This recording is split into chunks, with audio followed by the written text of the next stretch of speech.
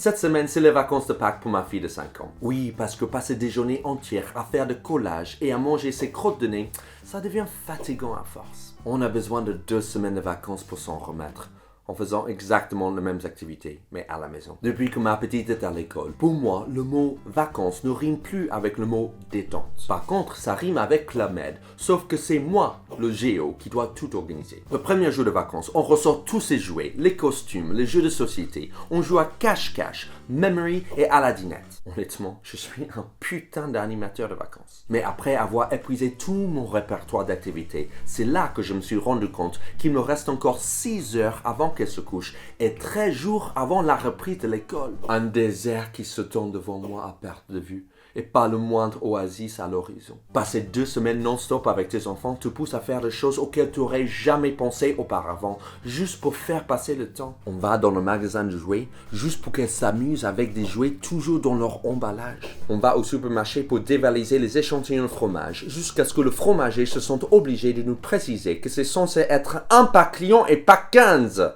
Je lis des blogs. Chiant.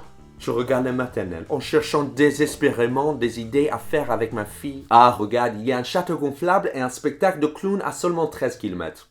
On y va. Il y a que pendant les vacances scolaires avec son enfant qu'on peut passer 3 heures à sauter sur un château à peine gonflable qui pue le pipi de chat et regarder un ex-toxicomane qui porte un nez rouge made in China jongler comme un cheval tout en mangeant une barbe à papa à 6 € et avoir l'impression d'être productif.